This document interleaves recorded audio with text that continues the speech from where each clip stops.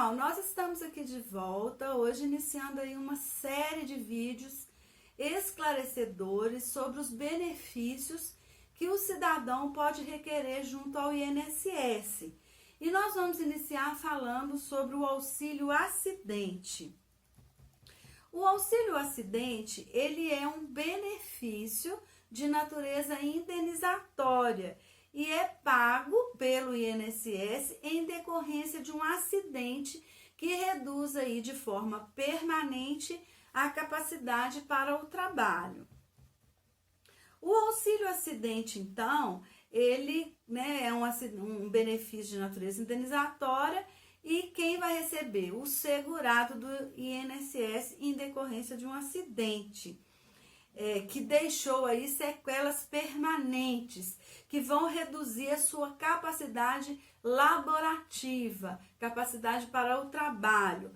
E essa situação, ela é avaliada, vai ser comprovada, avaliada pela perícia médica do INSS. Então, ele vai passar por uma perícia. Então, dessa forma, como se trata aí de uma indenização, ela não impede que o cidadão continue trabalhando. Como assim? Vamos entender. Por exemplo, uma pessoa que sofreu uma sequela de um olho, ela teve uma lesão permanente no olho, ficou cega de uma visão. Então, ela pode continuar trabalhando, mas ela teve uma sequela permanente, então ela vai receber o auxílio acidente. E esse atendimento, esse serviço, ele é realizado à distância, não é necessário comparecer presencialmente às unidades do INSS, a não ser, claro, quando é solicitado para uma eventual comprovação ou para a realização da perícia. E existem alguns requisitos. Quais são os principais requisitos exigidos pelo INSS para a concessão do auxílio acidente? O primeiro deles é a qualidade segurado, e o mais importante, né? A pessoa tem que ter qualidade segurado à época do acidente. E esse benefício não há necessidade de cumprimento de carência. Então, se você sofreu um acidente hoje, você já tem o direito, né, de ter concedido aí o auxílio acidente. Ele é imediato. E o segurado, ele precisa ser filiado, ligado à época do acidente, ele precisa ser filiado do INSS. Então, vamos entender o que é isso, essa filiação. É um vínculo jurídico que estabelece entre o segurado, a pessoa que sofreu o acidente, e a Previdência. E as pessoas, é claro, que fazem contribuições à Previdência, podendo essa contribuição acontecer de forma obrigatória ou de forma facultativa.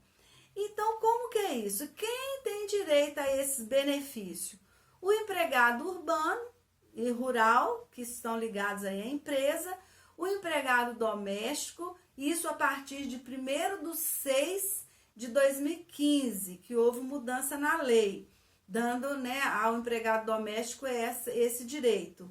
E o trabalhador avulso também. Quem é esse trabalhador avulso? Ele pode ser sindicalizado ou não, mas ele presta serviço de natureza urbana ou rural e sem vínculo empregatício a diversas empresas, com intermediação obrigatória do sindicato da categoria, ou também quando se tratar aí de atividade portuária, por esse órgão gestor da mão de obra portuária. E o segurado também, segurado especial, que é o trabalhador rural. Quem são os segurados especiais? São os trabalhadores rurais que produzem em regime de economia familiar, sem utilização de mão de obra assalariada. É a família que trabalha junto. Eles estão incluídos nessa categoria, nessa categoria que tem o direito, né, a esse benefício. E quem está incluído aí nessa categoria? Os cônjuges, os companheiros, os filhos maiores de 16 anos, que trabalham com a família em atividade rural. E nessa categoria vão enquadrar as pessoas físicas que, ou em regime individualmente ou em regime de economia familiar, ainda que com auxílio eventual de terceiro, vai desenvolver determinadas atividades. Agora nós vamos falar quem não tem direito, porque tem algumas pessoas que não têm direito. Contribuinte individual e o contribuinte facultativo.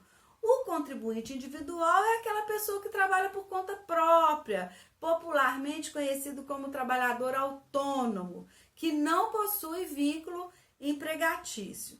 E o facultativo é aquelas pessoas maiores de 16 anos que vão se filiar aí ao regime geral da Previdência, pagando a contribuição. E, claro, desde que não exerçam atividade remunerada que os enquadre aí como segurados obrigatórios do INSS ou de algum outro regime próprio da Previdência. E existem etapas para você buscar esse serviço. Como que funciona? Como que eu vou solicitar o benefício? Primeiro você tem que ter o fato gerador, que é o acidente.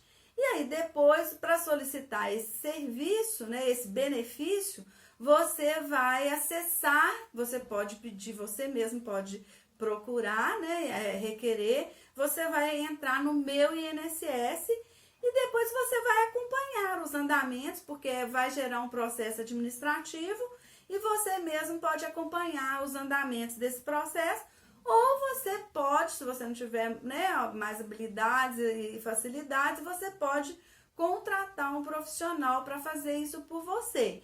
E aí esse profissional vai acompanhar os andamentos, vai impulsionar, vai né, fazer os recursos administrativos pertinentes sobre o seu requerimento, caso ele seja negado.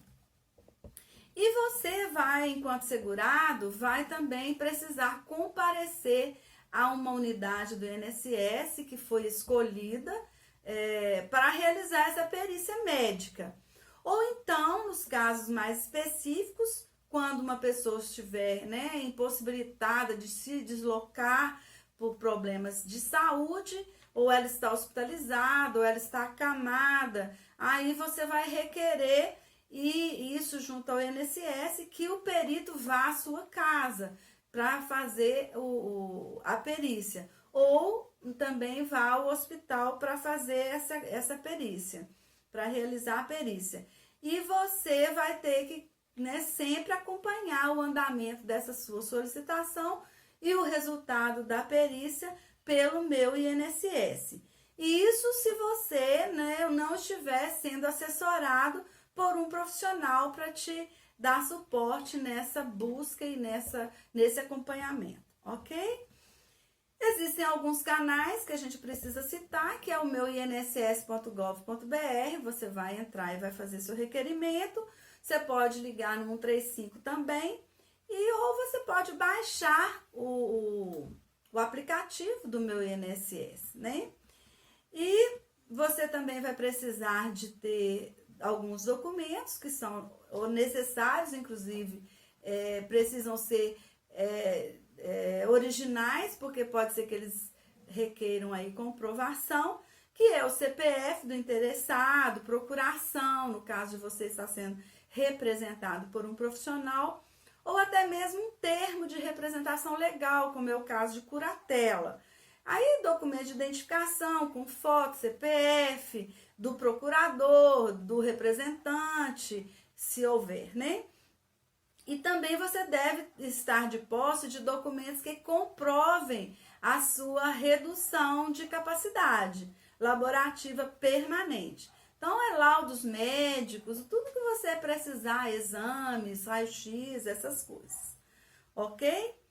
E é importante destacar que esse tipo de benefício, ele pode ser encerrado. Quando? Quando o trabalhador se aposenta, porque não pode receber dois benefícios, né, acumulados, ou quando também você solicita a certidão de tempo de contribuição para fins de averbação em regime próprio da Previdência, ou ainda, né, por fim da vida, por ocasião do óbito, ele também vai se encerrar.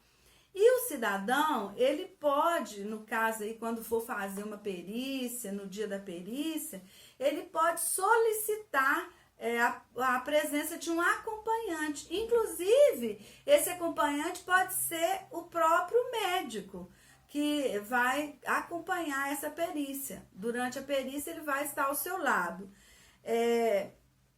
Mas para isso, é preciso que você preencha um formulário, que chama formulário de solicitação de acompanhante. E aí você vai levá-lo no dia da realização da perícia. E esse pedido, ele vai ser analisado pelo perito. O perito vai avaliar. E ele pode, inclusive, negar, desde com a devida fundamentação. E caso ele vai, né, negar, caso ele entenda que a presença desse terceiro possa interferir no ato pericial. Geralmente, eles não deixam ninguém entrar não, no atendimento da perícia. É muito raro. Mas você pode requerer, né? Então, por hoje é só. Assim a gente chega ao final desse nosso encontro.